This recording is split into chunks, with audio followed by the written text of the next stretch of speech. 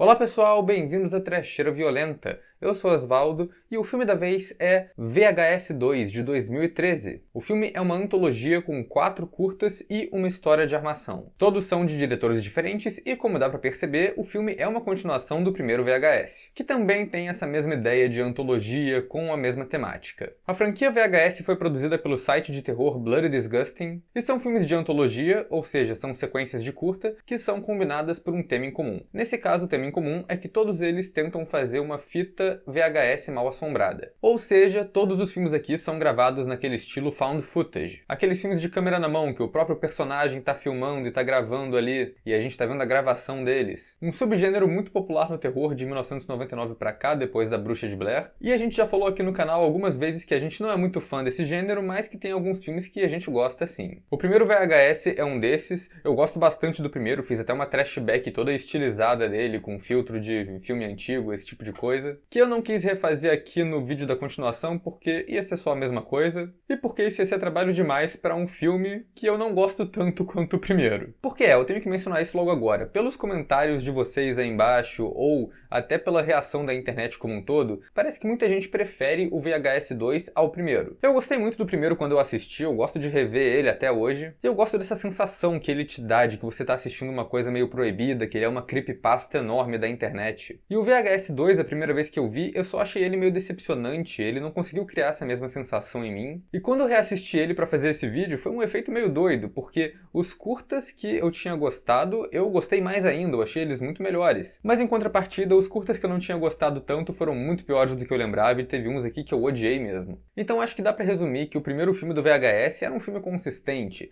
já o VHS 2 tem seus pontos altos e pontos baixos. Mas antes de falar deles, eu vou pedir pra vocês se inscreverem no canal se vocês não forem inscritos ainda, comentem aí embaixo se vocês já assistiram VHS 2, o que vocês acham desse filme. Foi uma recomendação que bastante gente fez aí também, até porque saiu um novo esse ano, que a gente deve falar dele aqui no canal ainda. E se vocês não acompanham a gente nas redes sociais, os links estão todos aí embaixo também na descrição do vídeo. E claro, seja membro da Trecheira Violenta. Quando você é membro da Trecheira, você ganha atualizações de status e outros conteúdos exclusivos que a gente lança, incluindo um quadro agora de Senhor Presas e Cthulhu só para membros, que estreou semana passada, e também o acesso antecipado ao Trash Talks, o podcast da Trecheira, que fica disponível aqui no YouTube para os membros também. E eu também já vou liberar os spoilers para esse vídeo, porque é um filme de antologia e acho que vai ser mais fácil só falar de cada curta agora logo de cara. Mas estejam avisados e vamos nessa! Como o filme é uma antologia com 5 curtas diferentes, eu vou passar por eles falando de um por um aqui, ao invés de falar do filme como um todo. Mas vamos começar pela que a gente vê primeiro, que é a trama de armação. Ela foi escrita e dirigida pelo Simon Barrett, que é mais conhecido por ser roteirista e escrever muitos dos filmes dirigidos pelo Adam Wingard. E a história de armação desse filme tem uma estrutura bem parecida com a história de armação do primeiro filme. É um grupo de personagens, nesse caso uma dupla, que entra numa casa toda zoneada, que tem um monte de TV de tubo e uma pilha de fita VHS, e aí eles começam a assistir essas fitas, enquanto coisas esquisitas vão acontecendo com eles. Só que no primeiro filme era um monte de babaca, era um monte de cara que filmava cenas de assédio e crimes que eles estavam cometendo ali na rua pra revender depois, era uma coisa bem bizarra. Nesse filme são personagens um pouco mais simpáticos, mas também um pouco pilantras, que é um investigador particular junto com a namorada dele, e eles são contratados por uma mulher para encontrar o filho dela que desapareceu. Eles invadem a casa onde mora esse filho e encontram essa zona toda lá, junto com um vídeo dele no laptop, falando um monte de coisa sobre fita amaldiçoada, que eles assistem mais ou menos esse vlog do cara. E meus problemas com esse filme já começam aqui, na verdade, porque eu não sou muito fã dessa história de armação. Isso é uma coisa que acontece com muito filme 2, eles tentam tirar uma lógica ou dar alguma explicação para o que acontece de sobrenatural no primeiro filme que não precisa. Eu acho que o desconhecido é muito mais assustador do que uma explicação muito elaborada para alguma coisa que acontece num filme de terror. E o primeiro VHS funciona, como eu já disse, justamente por isso. Por você não saber qual é daquelas fitas ali, quem que gravou elas, como elas chegaram até ali, o que tá acontecendo no geral. Nessa continuação eles não dão uma explicação tão concreta assim, mas tem todos esses trechinhos do vlog do moleque desaparecido que tentam dar algum tipo de explicação desnecessária pra essa franquia. Ele começa a falar umas coisas sobre assistir as fitas na ordem certa pra afetar o seu córtex cerebral ou alguma coisa assim. Ele caga umas regras aleatórias que não tinha nem que estar no filme. Essa história de armação acho que tenta criar uma mitologia pra amarrar todos esses curtas e também as histórias do primeiro filme, que é essa ideia das fitas amaldiçoadas e das pessoas saberem que existem essas fitas amaldiçoadas e correrem atrás delas, uma coisa de vício, que eu acho uma boa ideia, mas eu acho que foi mal aproveitado aqui por essa história de armação. Porque se eles estão fazendo esse personagem que é um moleque que ficou viciado nessa coisa e tá correndo atrás dessas fitas bizarras pra ele assistir, eles podiam fazer essa ser a história de armação, já colocar esse cara como protagonista e em vez de repetir exatamente o mesmo molde da trama de armação do filme anterior, fazia esse cara procurando as fitas, assistindo elas e perdendo a sanidade ao longo do filme. Mas enfim, o que rola aqui é que o casal de investigadores entra na casa e decide sentar pra assistir as fitas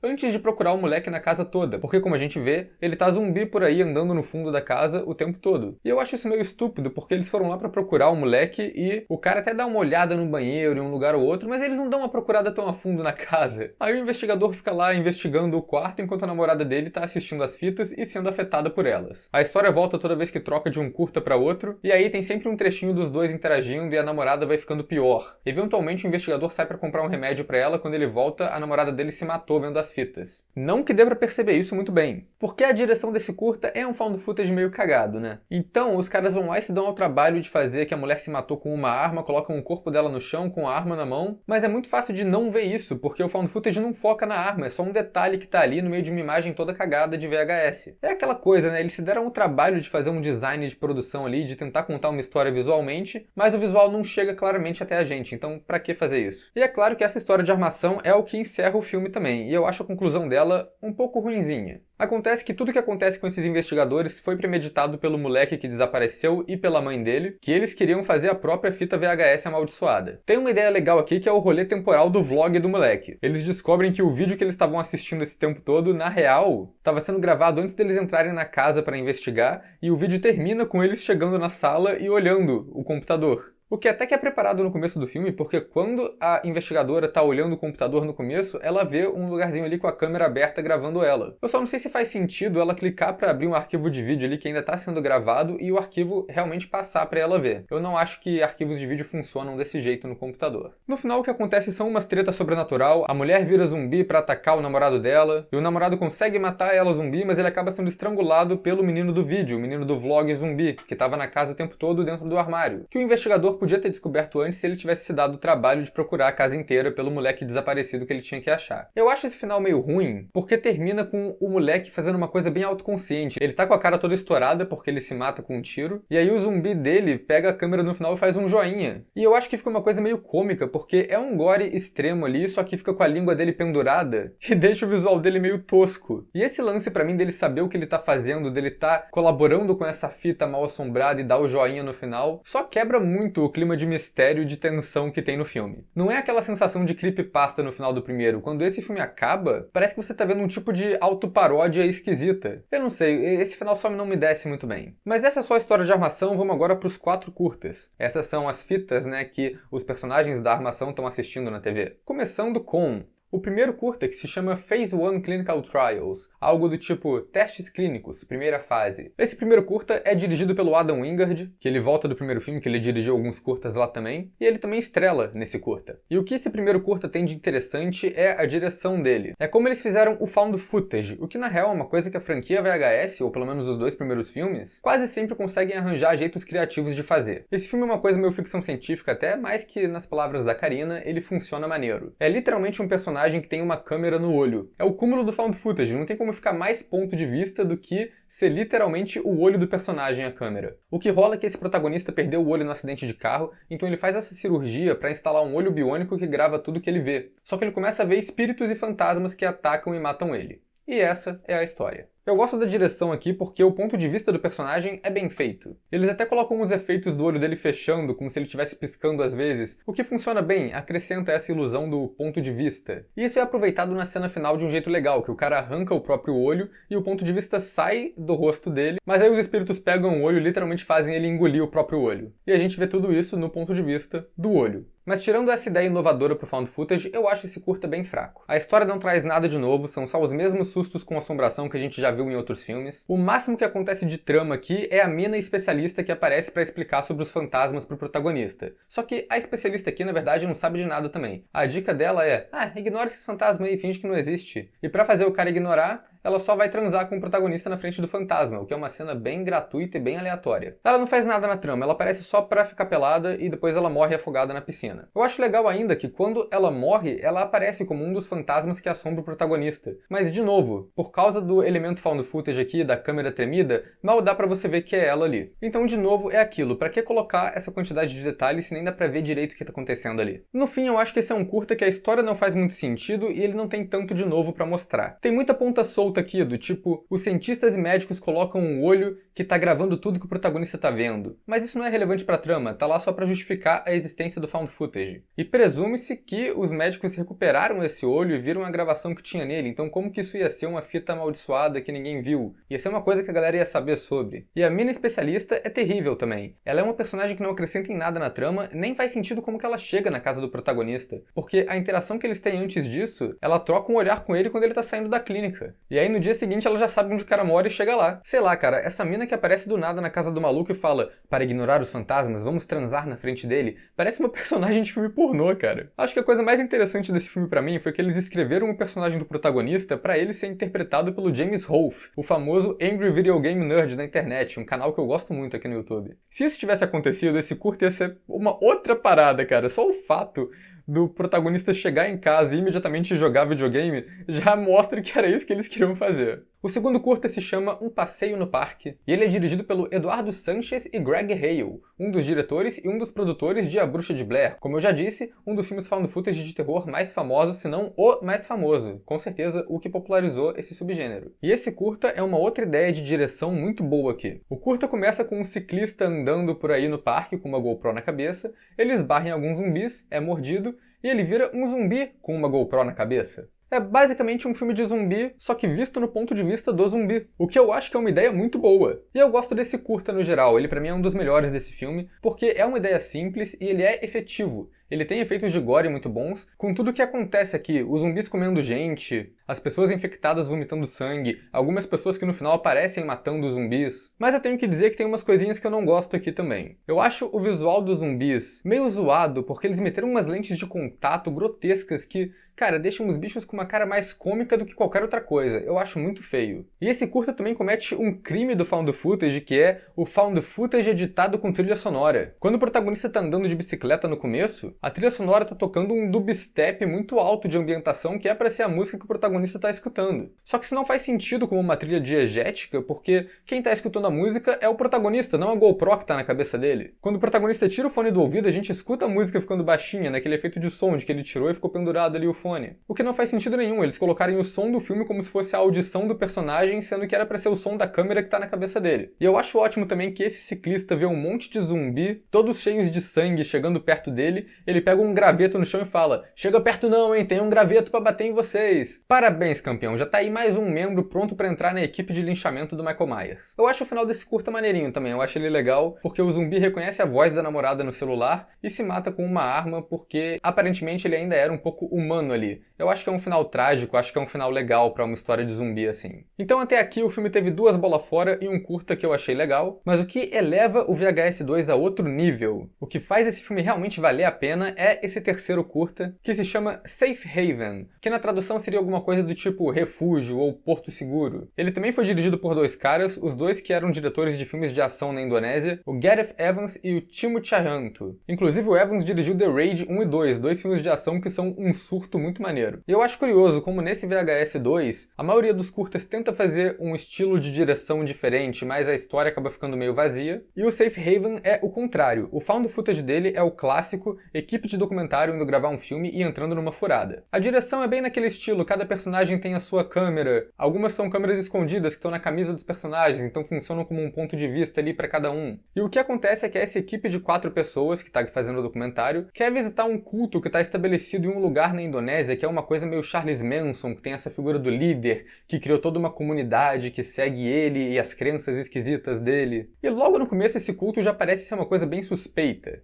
Tem umas dicas ali com o comportamento e algumas falas dos personagens, ou nem tão dicas assim, né? O cara líder do culto aparece se mutilando no começo, assim, descaradamente. Você sabe que tem alguma coisa ali que não tá legal. O que é revelado é claro que esse é um culto satanista e que no dia do documentário eles estão fazendo todo o ritual lá pra trazer Baphomet pra Terra. E eles vão fazer isso usando a galera do documentário, né? Claro. Porque tem isso, tem esse drama acontecendo na trama. A produtora do documentário namora o diretor, mas ela tava tendo um caso escondido com o cara que faz a câmera e agora ela tá grávida do câmera. E aí tem esse draminha, esse triângulo amoroso. O diretor descobre tudo isso por acaso quando ele tá monitorando as câmeras e pega esses dois amantes conversando no sigilo, com um diálogo expositivo que eu achei horroroso. Parece que saiu direto de uma novela mexicana, bem explicadinho ali pra todo mundo entender. A mulher vira e fala: "Eu estou grávida. E você é o pai." Essa é uma das minhas únicas reclamações desse filme. A gente já tinha entendido isso, não precisava da fala. Mas o triângulo amoroso acaba não dando muita confusão entre os três, porque quando eles descobrem isso, o culto já começou a matar gente pra todo lado, então eles têm problemas maiores. E eu acho que esse é o melhor curta desse filme só porque ele tem uma escala de loucura sensacional. Ele começa como esse tipo de documentário meio esquisito, mas passa um tempo e ele vira um surto sobrenatural, com todo tipo de visual e acontecimento bizarro,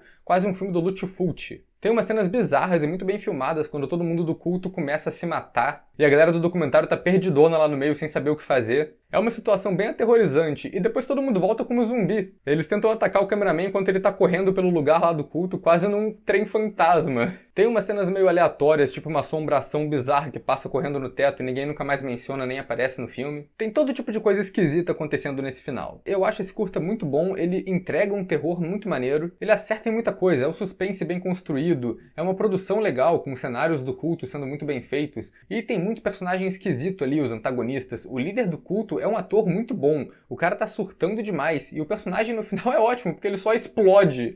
É maravilhoso. Porque tem isso, esse curta tem muito gore e muito efeito bom também. Ele tem umas mortes boas, tipo esse cara explodindo, ou a morte do estilete no pescoço, ou até a morte da mulher grávida, né? Porque tem isso. A produtora estava sendo usada pelo culto o tempo todo como uma portadora do anticristo lá. Tem uma cena de body horror muito bizarra no final que o bicho só cresce na barriga dela e arrebenta ela pra sair de dentro. É um bicho enorme, um Baphomet peludão todo bem feito, assim, de efeito prático. O que é muito respeitável, porque esse filme é um found footage, e uma coisa que muito found footage faz é aproveitar que a câmera vai estar meio tremida, que o filme já vai estar com uma qualidade meio baixa, pra socar uns efeitos de computação gráfica horrorosos. Mas nesse curta não, nesse curta eles meteram um monstrão enorme de efeito prático lá e o resultado ficou muito bom. Mas o último plano desse curta eu também não curto tanto assim. O protagonista tá lá olhando pra câmera, todo babando, chorando, e o demônio aparece em cima dele e fala: "Papai." Sei lá, me pareceu uma cena de humor meio deslocada num curta que foi tenso o tempo todo. Mas enfim, esse curta é o melhor aqui disparado, talvez seja o melhor dos dois primeiros VHS como um todo. É um curta muito bom, eu gosto bastante dele. E o último curta aqui é o Slumber Party Alien Abduction,